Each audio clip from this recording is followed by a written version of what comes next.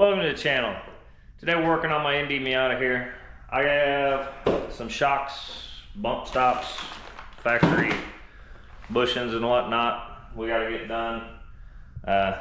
It's factory suspension with 260,000 miles, I believe, so it's past due.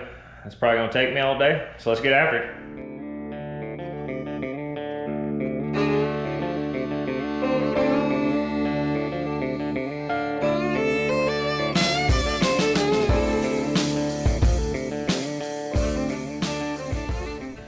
Real quick before we get started, figured I'd give you guys this measurement just for,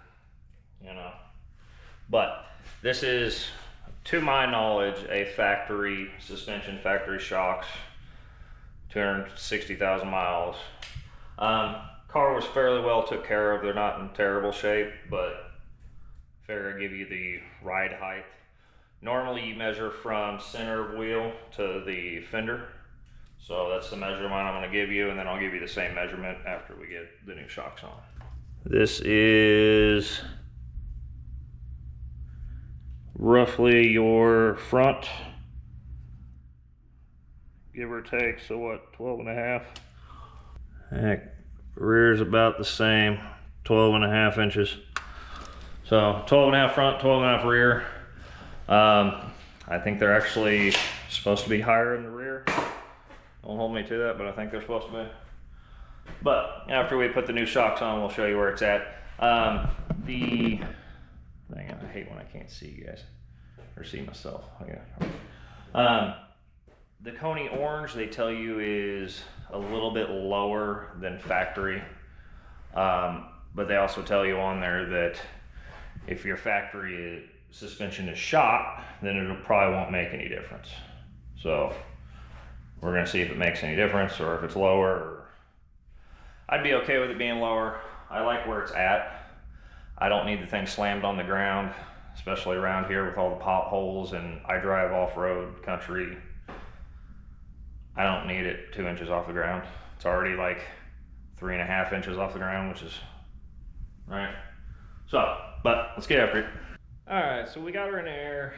Got everything I need. Kind of explain how I work on things. I'm gonna try to take off bare minimum and see if we can't just get it out of there. I don't think that's gonna work, but I just take off stuff till it comes out. That's how I do it. So we're gonna start with just taking the top bolts out, the bottom bolt out, and seeing if I can't shimmy it. Probably not, but we'll see. First things first, we're gonna take both these off. I wouldn't take this off. We wanna take the whole assembly out. You take this off and try to take it out, you're gonna shoot a spring somewhere. It's not a good idea. Just don't do that. We're gonna take both these off. Then the bottom of the shock body, there's a bolt right there we're gonna have to take out. And I don't think it's gonna come out because I don't think I'm gonna be able to shimmy all of this out through that hole, right? But we'll see.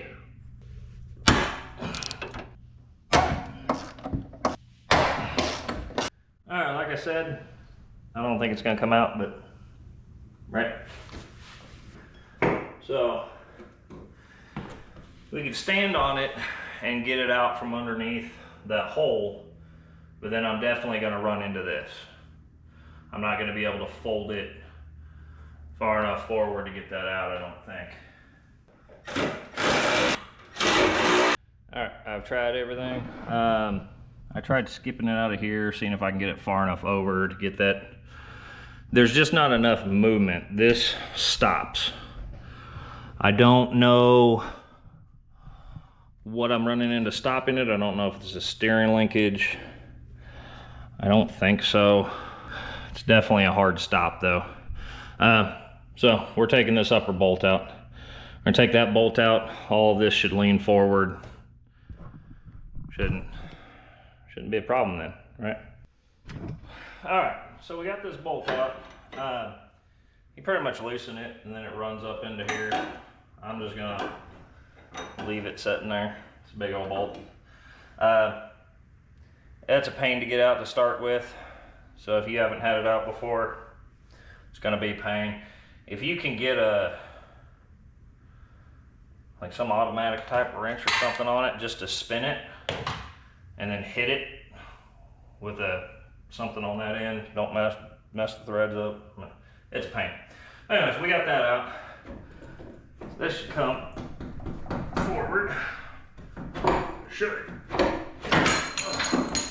Yep. And then it's out. So,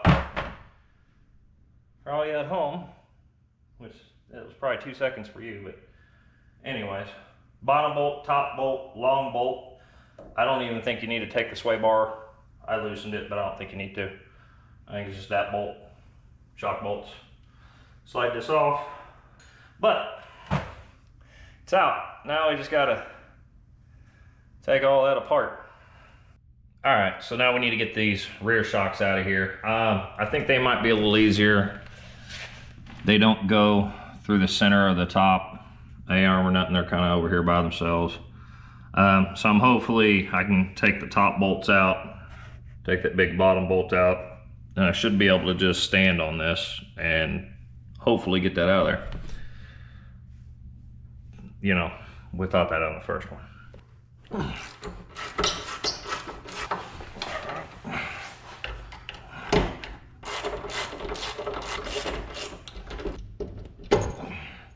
All right, so I would show you this side, but it's back here. I can't even hardly see it. But there's 2 bolts, one in the front, one in the back. What I'm gonna do, just there's no way you're gonna see with my hands, kind of, right? All right, and one last thing, in order to get this out, we're gonna have to disconnect the sway bar. Your factory ones aren't gonna look like this. They're gonna go straight through. There should be an Allen key that can go in the front, and then just use like a normal wrench on this bolt. These are obviously aftermarket, so I got a part I can hold on to right there.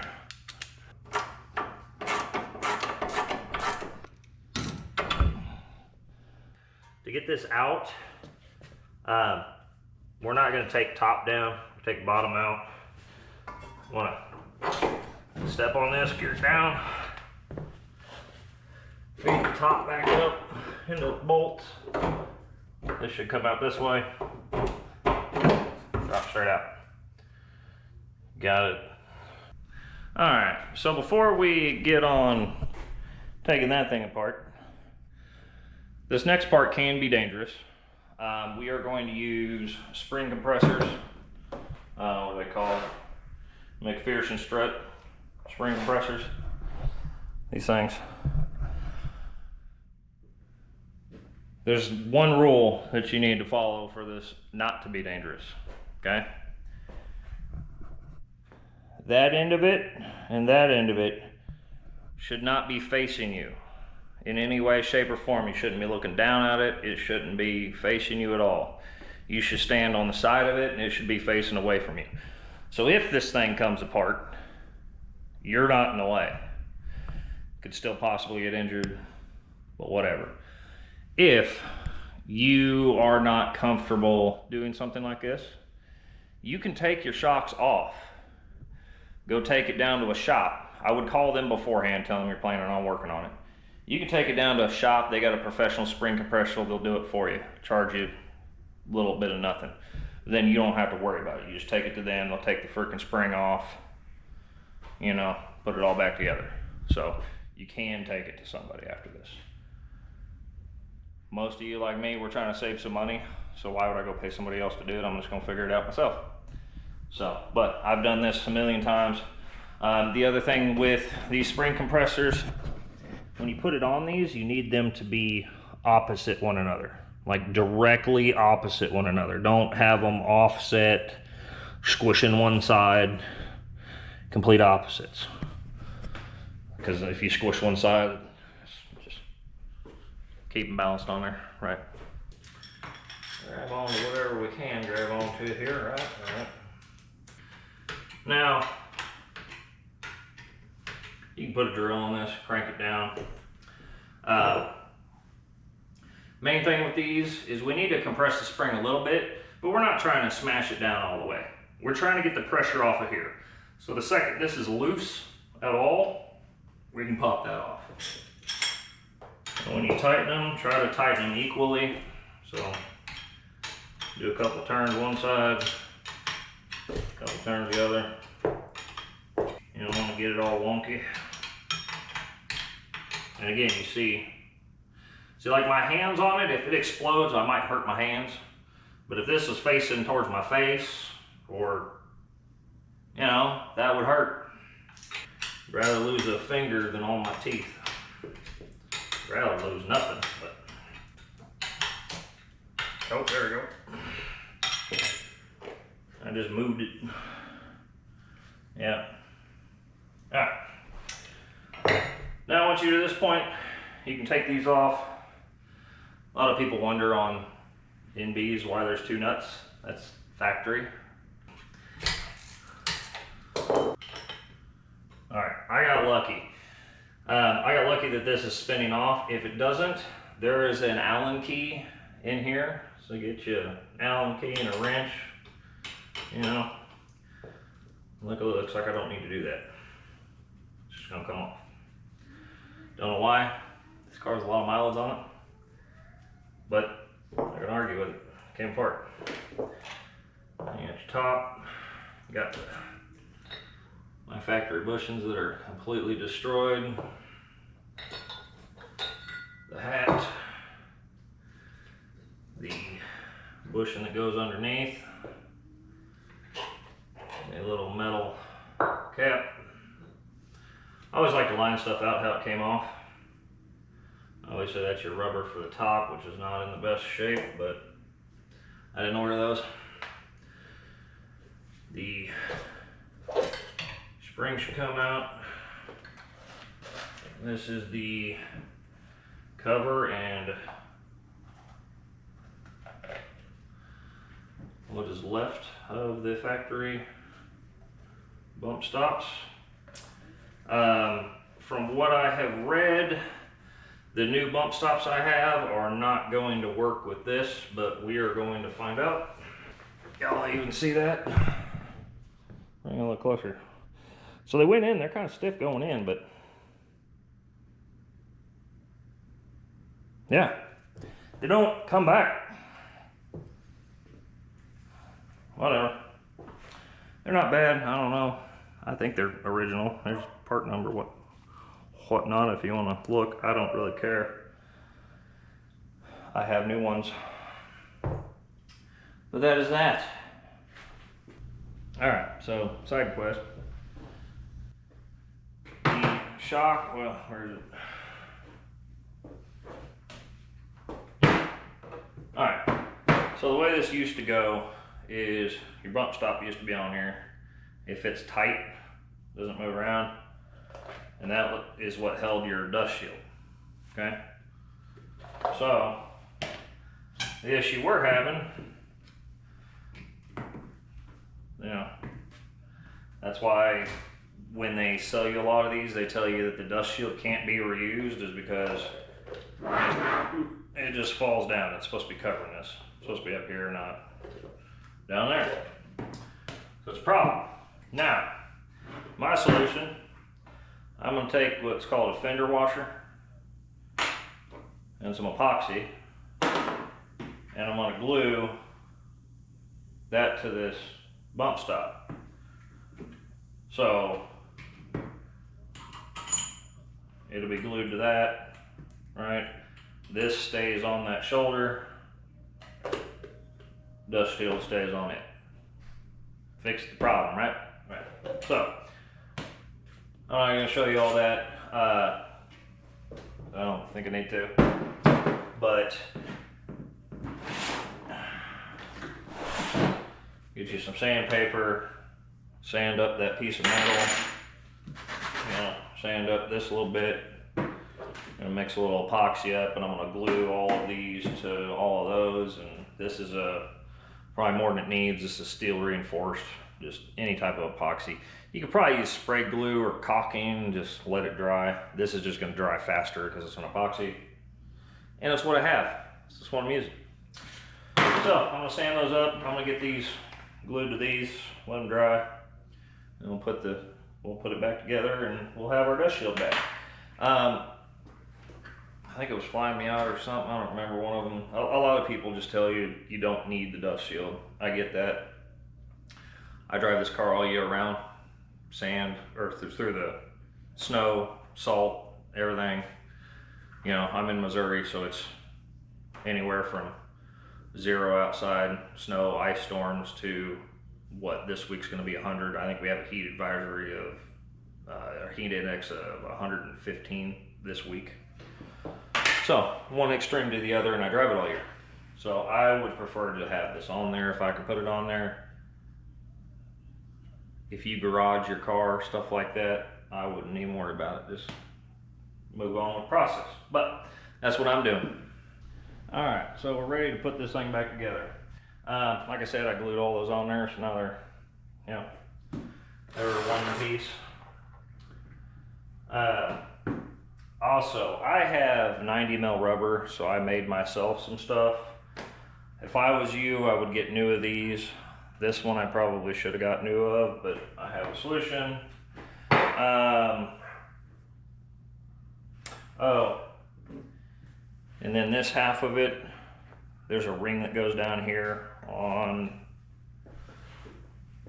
the old one, but it is permanently stuck there.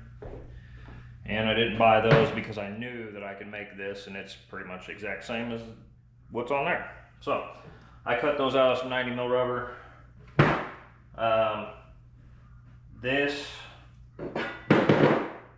So this is for the top of your spring. Goes in that. I've got a little hole in it, so that is going in there, and then that, it'll be fine. The top of these has like plastic on them, so that it's not metal on metal. So I went ahead and made these that'll go on the top, so it's not metal on metal. Probably not needed. Really, you probably don't need any of this stuff. You could just slam it together and be all right. Not what I'm doing, but you could. So, like I said, first things first, we put this thing on here, right? We put the cap on. Then I've got those that I've customized, right? Put that on there. Get a little dust shield go on next. Then it is this washer. I did go with factory bushings. There's other kinds. I want it soft. I don't want a bunch of crashing or nothing crazy, right? Pretty sure I went that away. Yeah. So we have that. Then it's going to end up being this top hat, and that's why this little nub comes up through that. Then it will be one of these. That looks like that's going to be impossible to smash down, so we'll have to figure that out, but we will. But we got to get the spring on here. Let's do that first. So that step in there is where your spring, oh, can you see what I see? Yeah, that step right there is where that spring lies.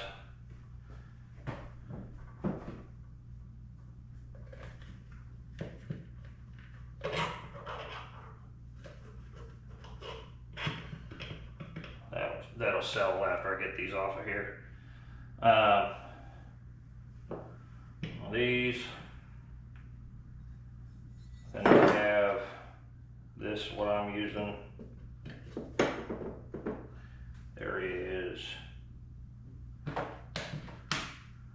this thing, which also lines up with that spring there.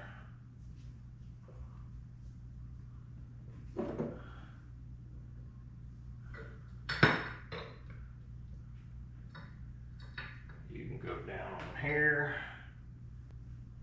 Okay, so then the only other thing that matters is these bolts need to be on the same axis as your bottom bolt. Should all work right there. But now we gotta get these dudes. And this is always the hard part. Getting a freaking thread started with new bushings, right? I also bought my own to be able to double nut. Wow. So these, I didn't have enough room. These bushings here for the top, they have a little ring on them. Took it to some sandpaper and took that ring pretty much off. And then I finally got the nut started. So, right? You do what you gotta do. Now, the nut that I got is not a self-locking. This one is. I don't want to trust this. So double nutting locks it so it won't come apart. Just explaining why. Factory did it for a reason, right? There we go, she's smushed out good. It doesn't really have to be that tight. Alright. Now again, like I said, these need to be on the same plane as this. So, there-ish. Now we're just going to take this spring compressor off. Now, like I said, one side then the other. Don't just go one side all at once. Alright, so got that off. Put together, look good. Should work fine. Put it back in the car, right? Well, other than I'm gonna clean that off and put this thing on there. Yes, this is thicker than the plastic that was on there, so technically it'll raise the car, but it's not gonna be enough for you to know. Don't care. All right, so I wasn't really gonna film too much putting it back. It's kind of self-explanatory, other than one part. To get this back up in here, mount the bottom first. So mount that bottom bolt, and then you're gonna need a jack. You have to jack it up in order to get that up in there. Put your two bolts back on, and then this A-arm we can put back and put the bolt in. So, and it's about the same for the rear. We need to jack it up because obviously we're real far away from getting it in there.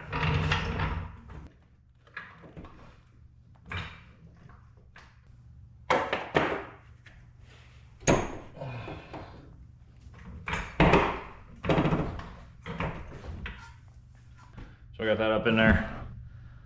Like I said, just jack it up, and then you can put your sway bar end link back in and good to go. All right, so I drove it around a little bit. The back may settle a little bit more, but anyway. So your front measurement, I've come to, it's just a little bit more than 12.5. Now, I measured this with both hands, but that's about where it was. So front went up a little bit. The rear though, let me get it down there. The rear though is now like 13.5.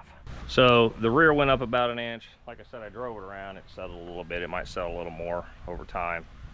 But regardless, I'd say it's about the same, even though that went up an inch, because I bet if I drive it around, it'll settle down. I will put in the description if it changes. If it does go back down to 12.5 or around the same, I'll put it in the description. That'll probably be a week after it was posted, so you know, let's come back and see if things changed. But all right, well, that's pretty much the end of that. It's probably one of the easiest suspensions I've ever done. Front was a little more difficult. This one was probably the easiest, as long as you remember the bottom has to come out before the top. I just stood on this. All of this work, you're probably gonna, obviously I got quick jacks, but you're probably gonna want to put the car on jack stands. You could do like the front first and then do the rear, but put it up on jack stands. That way you can use your jack to jack this back up to get the top bolts back in. Other than that, it was a fairly easy project, right? So, I still have to, which you will have probably already seen it by now, but I got to put this thing on the ground, drive it around, and then I'm going to give you your measurements again from the center of this to the top of the fender to see if this has moved any. I'm going to say it's probably not going to. If it is, it's going to be minuscule. I wasn't looking for lowering this thing anyways, for several reasons. Potholes. I'm in Missouri. I take it off in the country. I don't want to be scraping the ground. Personal preference. I think this will do exactly what I need it to. Right. But anyways, hopefully this helps somebody. If it did, hit that like and subscribe button, and I'll catch you in the next one.